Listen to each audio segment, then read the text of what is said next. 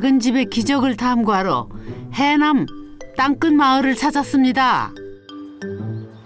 이 들판이 이제 파릇파릇한 거 보니까 농부분들이 정말 바쁠 때가 됐어요. 이런 마을에 굉장히 게으르게 살기를 추구하는, 또 게으르게 살고 계신 부부가 있다고 들어서 제가 여기까지 왔거든요. 야, 그분들이 사는 집은 어떤 집일지 너무 궁금한데요. 작은 집인 건 알았는데 게으르기까지 한 집이라고요? 아, 선생님들 안녕하세요. 선생님, 혹시 이 집이 해남에 내려와 4년째 게으르게 살고 싶은 유강민입니다. 저는 시간부자로 살고 있는 아내 이숙경입니다. 실질적인 조기 은퇴이죠. 자발적인 은퇴에 가까운 상태이고요. 일단은 놀자. 응? 놀다니요? 5년 전 50대 중반에 자발적 백수를 선언한 부부. 놀기 좋은 곳을 찾아 땅끝까지 왔다는데요. 친구 집에 놀러 왔는데 산책하다가 여기가 대나무 숲이었거든요. 근데 제 눈에는 너무 좋은 집을 지으면 좋을 공간으로 보였어요. 그래가지고 무엇보다 이렇게 어두침침했거든요. 근데 그 대나무를 딱 걷어냈을 때 그 해를 딱 받아가지고 여기 조명을 쏘듯이 여기를 아침에 딱 비치는 거예요. 오랫동안 방치되어 있던 집터에는 대나무가 마치 잡초처럼 무성했답니다. 그 대나무를 걷어냈더니 생각지도 못했던 선물이 있었다는데요.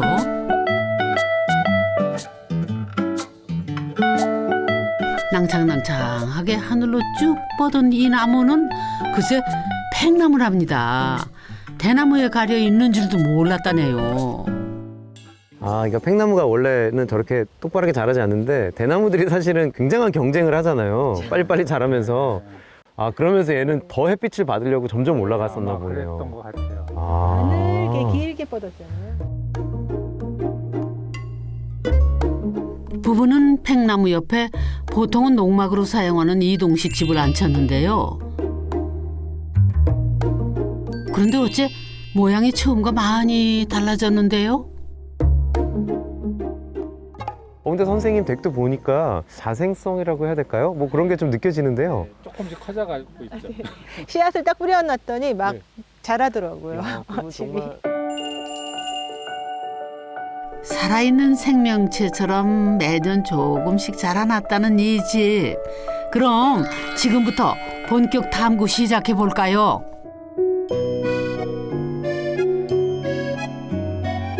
현관을 지나서면 오른쪽에 부부의 주거 공간이 나오는데요. 쭉 뻗은 일자형 구조.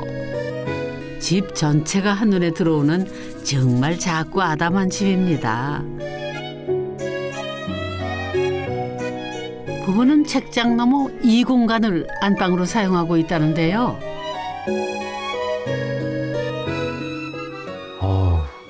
여기서 주무시려면 두 분이 엄청 가까우셔야 되겠어요. 비밀이 하나 있는데요. 네.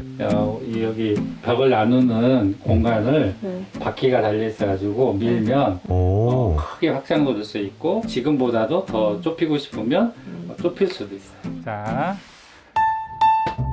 침구를 펼쳐놓으면 순식간에 세상 아늑한 침실로 변신한다죠. 아이고 편하다. 그냥 작가? 좋다. 그러다 자녀들이나 친구들이 놀러 오면은 요 책장 바퀴가 마술을 부린답니다. 순식간에 벽이 사라지고 온전히 7평 공간이 드러나는 거죠. 네, 살살만 가면 됩니다. 달리기 한번 해봅시다. 자, 10m 달리기는 안 되고, 10m? 자, 하나, 둘, 셋, 넷. 야. 자, 좋은데? 몇 걸음 되나 한번 재볼까? 시작. 하나, 둘, 셋, 넷, 다섯, 여섯, 일곱, 여덟, 아홉. 나는 열. 그래. 야, 재밌다. 그러니까 이게 작은 공간이지만 네. 이 그 벽이란 걸 우리가 너무 이제 고정된 걸로만 네. 보는데 저렇게 선생님 댁처럼 네. 움직이게 하면 네. 책장으로도 쓰고 네. 일종의 벽도 되고 네. 또 이동해서 네. 칸막이처럼 쓰기도 하고 네. 그렇게 나눠도 쓰시고. 미우면 아주 확 밀어서 예. 쭉 펴놓고 저는 넓게 잘 쓰고. 아, 감옥처럼요? 옆에 보니까 되게 재밌는 이 문고리로 만들어진. 이게 가장 중요한 방이에요. 한번 열어볼까요? 그거보다 네, 더 한번 중요한 열어보실래요? 보물들이 들어있습니다. 우와. 제가 제일 좋아하는 공간이에요. 그냥 평범한 화장실 같은데 왜 그렇게 놀라셨을까? 어머나, 이거 욕조 맞죠? 어우, 진짜 생각지도 못했던 반전이네요. 제가 조금 너네 집 너무 작은 거 아니야 하시던 분들도 여기 와서는 뭐야 너네 집에 이런 것도 있어. 있을 건 다 있네. 뭐 이거 이런. 다 있네. 물온도 좋아요. 네, 조금 따끈하게 해야 돼. 따끈하게. 좋다. 그런데 욕조는 없어도 반드시 있어야 할 것 하나가 안 보이는데요. 눈치채셨나요? 근데 선생님 참 독특한 게 네. 여기 이렇게 뭐가 보통 없죠? 손을 네. 씻는 공간이라도 있어야 되는데. 그 세면대가 하나 있어야 되는데 네. 그러면 공간을 만들기 위해서는 또 넓혀야 되고 근데 오히려는 저희는 이제 이 세면대를 빼고 이 공간을 사실은 좀 좁혔어요. 근데 저는 이걸 커다란 세면대로 생각하거든요. 커다란 세면대. 네. 커다란 세면대가 없다고 남편이 저렇게 얘기할 때마다 음. 아니 이렇게 큰 세면대가 있는데 네. 왜 지구상에서 제일 큰 세면대. 네. 그렇게 이거 좀 어렵지 않을까? 화장실에서 보는 뒷산 뷰도 멋지답니다. 이 집에 뿌리 내린 지 4년. 부부는 작은 집 예찬론자가 됐답니다. 문턱이 없기 때문에 청소가 너무 간단하죠. 우리 5분, 길게 하면 10분 정도 투자하면 매일 그러면 항상 깨끗한 상태로 유지할 수 있거든요. 공간의 주인이 된 느낌? 그래서 되게 좋고요. 그동안 사용하지 못했던 부분을 내가 사용해냄으로써 이제 정복자가 된 느낌? 네, 이제 저희 거실로 오실래요? 이제 네. 두 발짝 걸으니까 네. 거실 겸 부엌. 왼쪽으로 쓰면 거실이고요. 네. 이렇게 하면은 주방입니다. 좋다. 이야, 소꿉장난 같기도 하고요. 아침에 일어나서 잠잘 때까지 집안 모든 공간을 알뜰하게 쓴답니다. 와, 편리하네요. 네, 손님이 오면 여기서 침대로 쓰기도 하고요. 네. 저희들이 평상시에는 네. 영화관을 2단 변실 네? 영화관? 이렇게 해서 저희 주로 이제 네. 기타의 도움을 받아서 좋은 영화를 보고 이렇게 사진 탁 네. 찍어드리고 싶네요. 그다음에 이제 여기 창문에 보면 저기 뒤에 숲이 보이거든요. 네. 그러면 이제 달이 뜨고 그럴 때 가지 사이로 반짝반짝 별이 빛나기도 하고 네. 너무 환상적이어가지고 네. 그래서 저희가 처음에 이사 왔을 때는 이 소파가 없었거든요. 처음에는 그랬을 때는 주로 여기서 한번 한 몇 달은 잤었어요. 서울에서 맞벌이를 했던 부부. 돈을 가장 많이 또 안정적으로 벌던 시기에 자발적 은퇴를 선택했습니다. 우리가 돈을 버는 목적이 사실은 행복하기 위해서 돈을 벌잖아요. 벌어야 되는데 돈을 버는 많은 사람들이 그중에 얼마나 행복할까. 사실 나도 그렇게 행복하지 않았던 것 같아요. 그래서 오히려 돈을 안 벌므로써 행복할 수 있는 길이 있다면 얼마든지 선택할 수 있는 가치가 있다고 생각이 들고요. 갑자기 머리카락이 빠지고 몸에서는 하나 둘 이상 신호를 보내오고 있었다죠. 미련 없이 일을 그만둔 부부는 자식들에게 돈보다 더 중요한 걸 물려주고 싶었답니다. 저희 어차피 돈이 없어서 애들 집도 못 사주고 집을 구하는데 도와주지는 못하지만 우리가 정말 노력해야 되는 건 우리가 적은 돈으로도 굉장히 안락하고 편안하고 누리고 행복한 삶을 누릴 수 있다는 걸 보여주는 거. 그게 제가 우리 아이들에게 남겨줄 수 있는 재산이 아닐까? 살던 대로 살지 말자. 방법을 찾아보자. 그래서 부부는 한국을 떠나 캠핑카를 타고 세계 여행을 시작했습니다. 자, 스위스 국경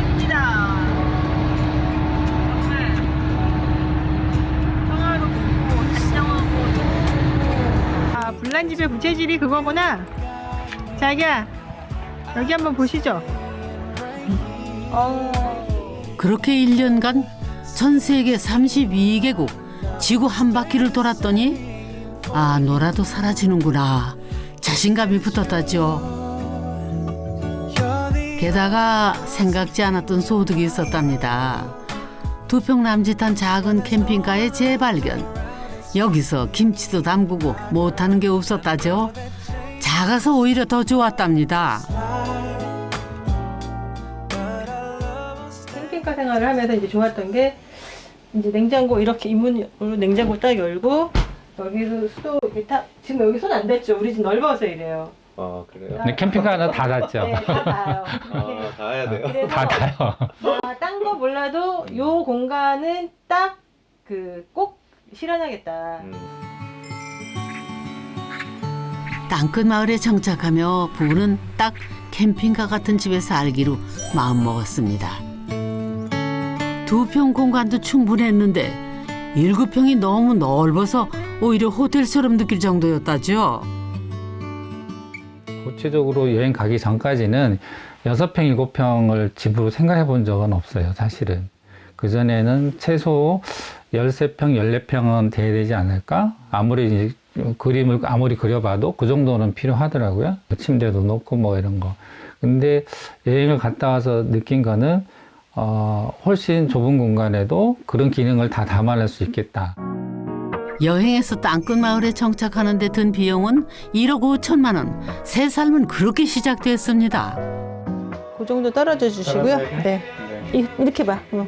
우리가 마음껏 움직여야 되잖아. 이렇게 봐. 이렇게. 자, 우리 집 넓지? 널찍널찍 서. 시작. 하나, 둘, 셋, 넷. 하나, 둘, 셋, 넷. 둘, 셋, 넷.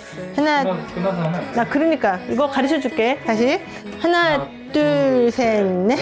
둘, 셋, 넷. 그다음에 다시 둘, 셋, 넷. 부지런한 개미보다 게으른 배짱이로 살기로 한 부부. 댄스홀까지 품은 세상에서 가장 넓은 7평 우리 집입니다. 정말 우리 여행 갈 때부터 제가 진짜 원이었거든요. 그래서 남편을 춤추게 만드는 게 제 목표였는데 이제 드디어 이룬 것 같습니다. 시작을 한 거예요? 네, 시작이에요. 내가 알고 있는 10개를 다 가르쳐 줄 거야. 그런데 이쯤에서 생겨난 궁금증 하나. 7평으로 충분하다면서 왜 계속해서 집을 확장하는 걸까요? 농막 기본 모델이기 때문에 좀 불편한 점이 뭐가 있냐면 이제 비가림 시설, 현관의 비가림 시설이 취약해요. 그래서 사실 그것 때문에 이 집 앞을 이제 내짓기 시작한 거죠. 그러니까 아직 우리나라 주택 시장이 이런 농막 사이즈라고 우리 흔히 말하는 건물을 완전한 주거 형태로 바꾸는 좀 과도기이지 않을까 그런 생각이 좀 들고요. 출입구는 넓은데 가릴 곳이 없어서 아무래도 조금 불편했답니다. 문제는 이 공간을 남편이 만들었다는 건데요. 그래서 저는 정말 업자분들께 맡기고 싶죠. 근데 업자분이 마침 남편하고 개인적으로 연락한 거 아니시죠? 아니, 갑자기 의심이 드네요. 네, 못 오시는 바람에 그래서 안 이제 오신 거예요. 네. 안 오신 바람에 성장하는 집이 만들어진 거예요. 평생 앉아서 책과 씨름하고 컴퓨터 앞에서 일하던 남편이 드릴과 나사못으로 완성한 공간이라는데요. 하하, 솜씨 한번 구경해 볼까요? 예. 남편이 했으니까 이걸 보면서 제가 즐거워하죠. 즐거웠지. 만약에 업자에게 부탁했는데 이렇게 해놨다 그러면 제가 화병 났겠죠. 과감하게 단열재를 노출한 마감. 역시 방수는 비닐이 최고라죠. 이 집이 어떻게 지어졌는지 보여주는 나사못까지. 하하, 어유 인간미 넘친다. 저는 이렇게 천정에 있는 파들을 딱 잡을 수 있고 네. 되게 편해요. 사실 천정에 손이 닿는다는 게 그렇네. 이렇게 여지까지 제가 경험해보지 못한 제가 키 큰 사람 되게 부러워하거든요. 네. 너무 좋아요. 그런데 뭘 좀 알았다면 엄두를 내지 못했을 남편의 회심의 역작이 여기 있답니다. 바로 이 폴딩 도어인데요. 이걸 열어보겠습니다. 조금 손이 좀 많이 제가 좀 도와드릴까요? 네, 한번 여기 구멍을 찾아서 한번 열어보시고 열어보실래요? 망가질까봐 막 함부로 못 열겠어요. 전문 목수들도 문은 만들기 쉽지 않다는데 게다가 폴딩 도어라니요. 이게 다 이 풍경 때문이었죠. 솜씨는 어설프지만 덕분에 풍경을 오롯이 담을 수 있게 됐습니다. 이거 짓고 했을 때 너무 뿌듯했어요. 그쵸. 약간 치유예요, 삐딱하더라도 네. 딱 기능을 할 수 있는 상태로 딱 부착돼 있을 때 오는 뿌듯함. 그럼요. 네. 머리카락이 거의 안 빠지더라고요. 거의 빠져서 왔거든요. 지난해 가을 남편의 손에서 집이 한 뼘 더 자랐는데요. 부부의 서재 공간이랍니다. 정말 아늑하다. 거기 한번 앉아보시면 네. 정말 이 한 사람을 위해서 네. 만들어진 공간이네요. 네. 작은 동굴에 와 있는 느낌이죠? 야, 근데 네. 의외로 편한데요? 네, 아주 편안합니다. 상당히 아늑하고 네. 또 무엇보다 여기서 보는 시선이 네. 되게 좋네요. 네. 집은 완성됐으니 이제 중요한 건 유지 비용인데 배짱이 부부는 어떻게 해결하고 있을까요? 왜, 뭐 이상한 거 뭐 하나 안 보이세요? 뒤편에 오, 네. 선생님. 이게 뭐예요? 시커먼 무슨 뭐 이렇게 내장이 막 꿈틀꿈틀. 네, 맞아요. 이게 뭐예요?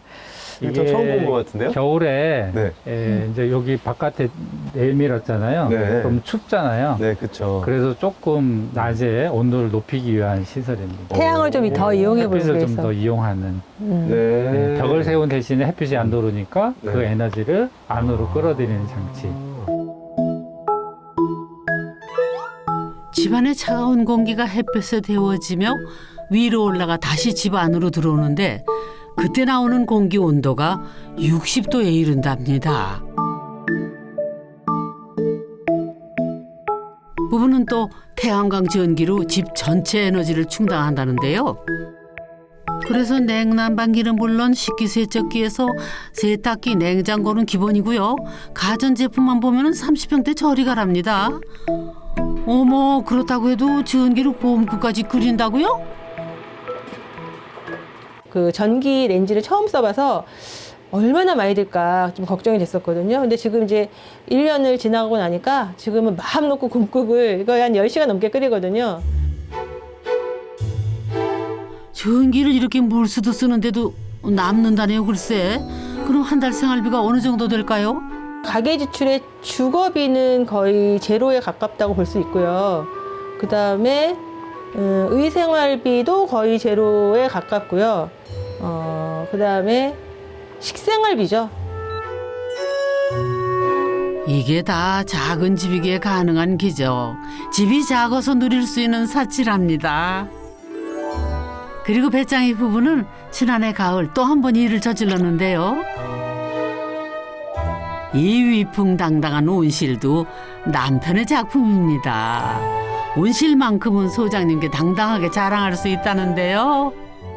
야, 아니 나무 빛깔도 이 미송 그 색 네. 그대로 놔두셔가지고 네. 되게 예쁜데요? 오, 야, 안도 아늑하네요. 어디 봐요. 어머, 한눈에도 아주 깔끔해 보이는데요. 아이고, 진짜 목수 다 되셨네.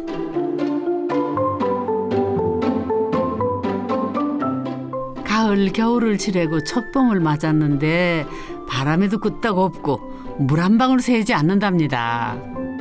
정말 일치월장한 실력을 보여주시는 것 같은데요. 진짜 깔끔하죠? 조금씩 실력이 느는 것 같긴 하죠. 예, 아니 이 공간을 이렇게 어깨 혼자 올라온다. 만드시기가 예, 쉬운 일이 아니잖아요.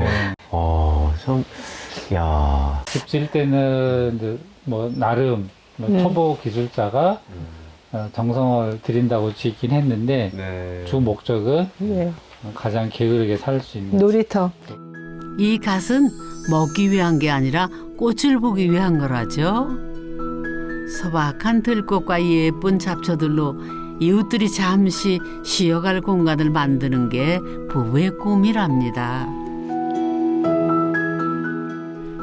젖던 땅에 단비가 내리는 오후. 밥비네 밥비. 그렇지. 비가 그치면 봄이 한창 더 깊어지겠죠. 부부의 집은 앞으로 어디까지 자라게 될까요? 이 집은 커질 것 같지는 않고요. 꽃이 더 풍부해질 것 같고요. 그러면 정원이 더 예뻐질 것 같고, 이제 시간이 지날수록 큰 선물을 아마 가져다 주는 집으로 변해 있지 않을까, 이렇게 기대하고 있습니다. 언젠가 꽃과 나무와 새들로 가득할 작은 집을 그려봅니다. 작아서 더 충분한 집 잘 봤습니다.